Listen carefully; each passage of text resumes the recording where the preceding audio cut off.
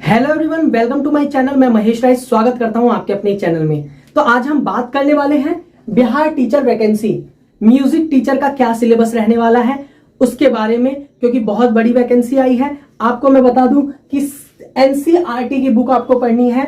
NCERT की कौन, जो 11th और 12th में जो आपका सिलेबस है उसी को पीजी के लेवल पे पढ़ना है।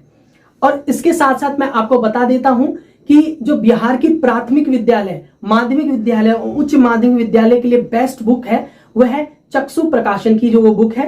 और इसमें आपको स्क्रीन पे दिख रहा होगा, हिंदी और इंग्लिश जो क्वालिफाइंग है वो भी आपको डिटेल सिलेबस मिल जाएगा। इसके साथ साथ जो जीएस है वो भी आपको मिल जाएगा।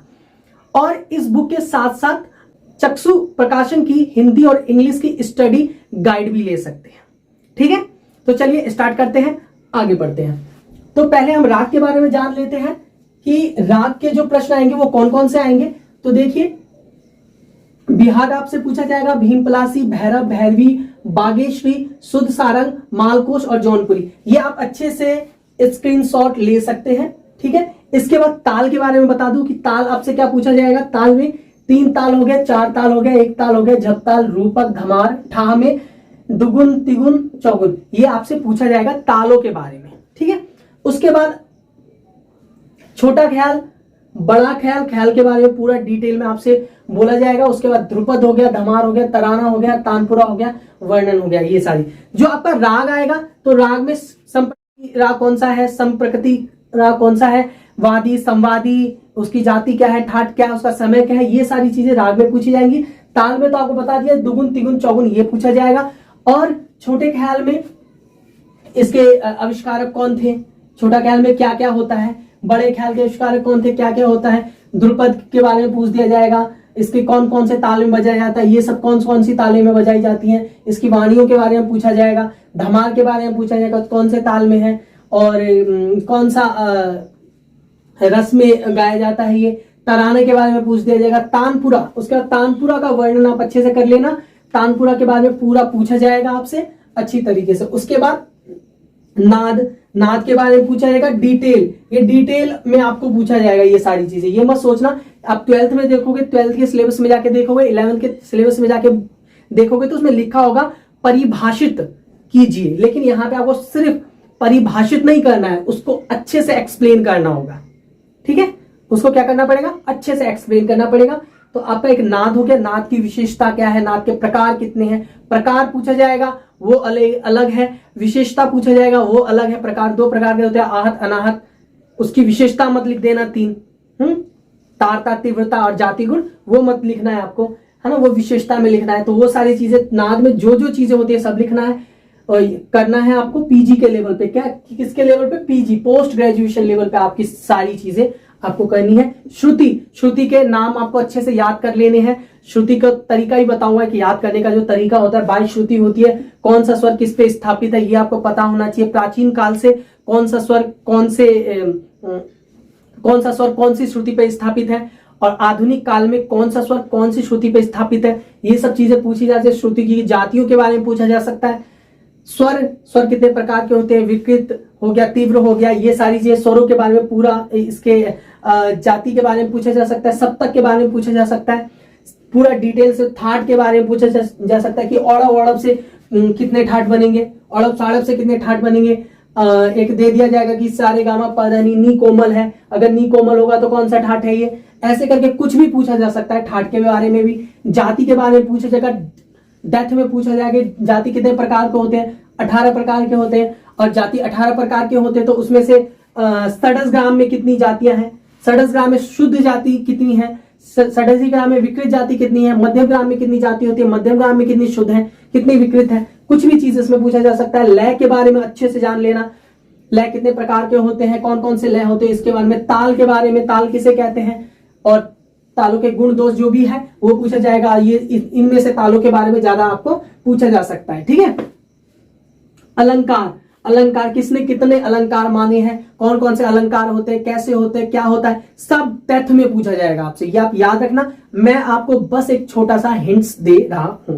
ठीक है, उसके बाद आपका कण हो गया, कण के बारे में पूछा जाएगा। मीड के बारे में पूछा जाएगा, मीड कितने प्रकार के होते हैं, 15 प्रकार के होते हैं। 15 प्रकार में कौन कौन से मीड आते हैं, वो पूछा जाए, सॉरी मीड नहीं, गमक, गमक होते हैं, गमक होता है 15 प्रकार का, मीड नहीं। हाँ, तो मीड भी एक गमक का ही अंग है, तो उसके बारे में आपको डेप्थ से पूछा जा सकता है, तो वो भी आपको याद करना है। उसके बाद खटका के बारे में, मुर्की के बारे में, गमक, गमक 15 प्रकार के होते हैं और कौन कौन से होते हैं उसके बारे में, दक्षिणी में और उत्तरी में कौन सी समानता रखने वाले गमक हैं वो पूछा जा सकता है। और कैसे आंदोलित किया जाता है, कोई गमक का आपको लिख देंगे कि ये वाला गमक है, ये कौन सा है, स्वर लिख देंगे कि ऐसे ये कौन सा है, सा सा सा, रे रे रे ऐसे करके है, कोई दे देंगे आपको, आप पूछेंगे कि कौन सा गमक है, तो वो आपको बताना पड़ेगा, ठीक है।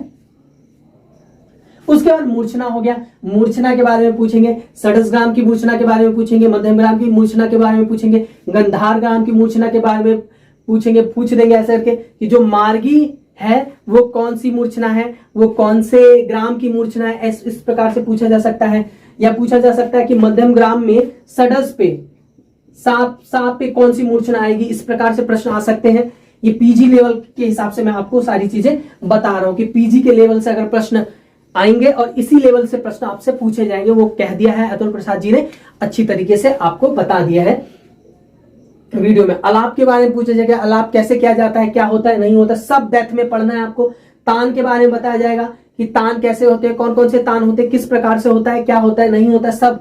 मार्गी जो राग होते हैं वो कितने होते हैं, देसी राग कितने होते हैं, किसने कहा मार्गी देसी के बारे में, ये सब कुछ आपको पता होना चाहिए। नाट्य शास्त्र के बारे में डिटेल में आपको पता होना चाहिए। पूछ दिया जाए कि रसों के बारे में कौन से अध्याय में कहा गया है, तो आपको पता होना चाहिए कि रस के बारे में कौन से अध्याय में अच्छे से डिटेल में बताया गया है। संगीत रत्नाकर को अच्छे से चार्ट जाना है आपको, क्योंकि बहुत डेप्थ में पूछा जाएगा। संगीत रत्नाकर कौन सा अध्याय है, दूसरा अध्याय कौन सा है, तीसरा अध्याय कौन सा है, पूछ दिया जाएगा स्वर के बारे में कौन से अध्याय में बोला गया है।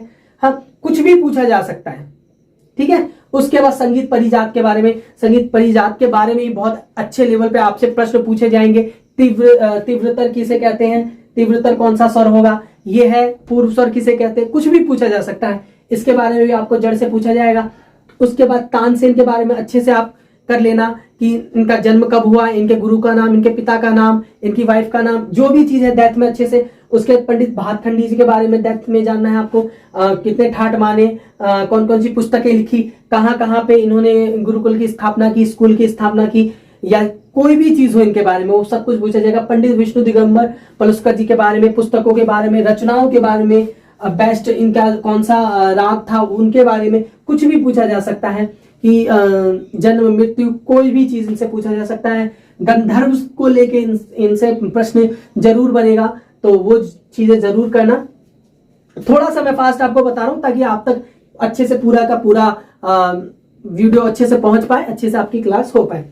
फ्यास खां के बारे में फिर आपसे पूछा जाएगा, जन्म मृत्यु क्या मिला नहीं मिला, पुरस्कार, इन सबको पुरस्कार इनको कौन कौन सा मिला था, तो वो पूछा जा सकता है। कहाँ कहाँ पे इन्होंने यात्राएं की, ये पूछा जा सकता है। बड़े गुलाम अली खां जी, तो इनके बारे में भी यही, जन्म मृत्यु कहाँ कहाँ गए, क्या हुआ नहीं हुआ, सब कुछ, रचनाएं, फेवरेट राग, ये सब कुछ पूछा जाएगा इनके बारे में। कृष्णराव शंकर पंडित जी के बारे में पूरा अच्छे से पूछा जाएगा, है ना। जन्म मृत्यु कहाँ गए नहीं गए, जो भी चीज है सब कुछ अच्छे से, ये सारा डिटेल है। ये कैसे निकाला गया आपको बता देता हूं मैं। ये एनसीईआरटी के तहत ये सिलेबस है आपका। 11th और 12th का ये सिलेबस है, दोनों का 11th और 12th का ये सिलेबस है। नेक्स्ट क्लास में मैं आपको अच्छे से बता, नहीं यहीं पे मैं आपको स्क्रीन पे दिखा देता हूं। ये देखिए उसका पूरा 11th और 12th दोनों का ये सिलेबस है, आप अच्छे से स्क्रीन पे देख सकते हैं। यही आपसे पूछा जाएगा डेप्थ में, ये मैंने अलग से आपको यहाँ पे बता दिया कि इस चीज के बारे में डीपली आपसे पूछा जाएगा, ठीक है। सारा सिलेबस आपका यही है, ठीक है, सारा सिलेबस आपका यही है, यही पूछा जाएगा आपसे। लेकिन कहां से, क्या आप सोच रहे हो कि श्रुति, मान लो श्रुति, आप सोच रहे हो श्रुति इसे कहते हैं और श्रुति 22 होते हैं, बस खत्म हो गया खेला। नहीं, ऐसे नहीं होगा खेला खत्म। ये श्रुति 22 ही नहीं होते, श्रुति में बहुत सारी चीजें होती है। श्रुति तो 22 ही होते हैं, लेकिन उसकी जातियों के बारे में, कौन सी कहाँ पे स्थापित है, कौन सा स्वर आपको दे दिया जाएगा कि ये ऐसा करके दे दिया जाएगा, ये क्या है, षड्ज ग्राम है, मध्यम ग्राम है, गंधार ग्राम है, कुछ भी आप अलग अलग तरीके से पूछा जा सकता है। आपसे पूछ दिया जाएगा कि अलापनी श्रुति पे कौन सा स्वर स्थापित है। हाँ, ऐसे पूछा जा सकता है, या ऐसे पूछा जा सकता है छंदोवती पे कौन सा स्वर स्थापित है, प्राचीन काल के अनुसार छंदोवती पे कौन सा स्वर स्थापित है, ऐसे पूछा जाएगा। तो आपको वो चीज बताना पड़ेगा। तो वो सारी चीजें डेथ में आपको करनी है। सप्तक के बारे में, 3 सप्तक कैसे कैसे, ठाट वाट, ये जो है ना, ये सारी चीजें यहां से जो 5वां आपका पॉइंट है, ये जो आपका 5वां पॉइंट बन रहा है ना, ये जितने भी आपके लिए बहुत ज्यादा इंपॉर्टेंट है। ये नाद, श्रुति, स्वर, सप्तक, यहां से प्रश्न सबसे आने के ज्यादा चांस है। कितने नंबर का आएगा ये? 80 मार्क्स, 80 मार्क्स का आएगा। और ये सारी चीजें, हाँ एक चीज आपको बताना मैं भूल गया था, आप सब टेलीग्राम पे, कम्युनिटी पे शायद मैंने बताया था, टेलीग्राम पे आप सब जुड़ जाइए, क्योंकि जो लोग भी टीजीटी के लिए लड़ रहे हैं, टीजीटी की वैकेंसी के लिए लड़ रहे हैं कि टीजीटी की वैकेंसी आनी चाहिए, और जो अदर स्टेट वाले हैं उनका भी उस पे तो वैसे केस हो रखा है, लेकिन जो अदर स्टेट के लोग हैं वो भी इस फॉर्म को भरे उसके लिए, और जो टीजीटी का फॉर्म है वो भी इसमें इंक्लूड किया जाए। टीजीटी के भी पोस्ट आनी चाहिए, उसके लिए आप टेलीग्राम पे जुड़ जाइए। वहां पे दीपक सर हैं हमारे, और भी 1-2 सर हैं, वो उनसे आप जुड़ के वहां पे जाके शिकायत आपको दर्ज करानी है। पटना में सब मिलने वाले हैं, तो टेलीग्राम पे जाएंगे, आपको वो इंफॉर्मेशन आपको मिल जाएगी वहां पे जाके, ठीक है। तो वो सारी चीजें आप टेलीग्राम पे जाके पता कर सकते हैं। आप वहां पे जाओगे तो आपको सारी चीजें वहां से पता चल जाएंगी। तो ये सारा था आपका सिलेबस। बाकी आपको मैंने बुक के बारे में बता ही दिया है, तो वो आपको बुक ले लेनी है, और बाकी यहां से आपको सारा सिलेबस इसके अनुसार आपको करना है। तो आज के लिए इतना ही। तो मुझे उम्मीद है आप सभी को अच्छा लग रहा है तो चैनल को सब्सक्राइब कर दो, लाइक कर दो, बेल आइकन प्रेस कर दो। कोई भी प्रॉब्लम होता है वो कमेंट करके पूछ सकते हो। बाकी टेलीग्राम का लिंक मैंने डिस्क्रिप्शन में दे दिया है, वहां जाके आप जुड़ जाइए। तो अपना ध्यान रखिएगा, स्वस्थ रहिएगा, मस्त रहिएगा, प्रिपरेशन के साथ जबरदस्त रहिएगा। तो थैंक यू एवरीवन, जय हिंद, जय भारत।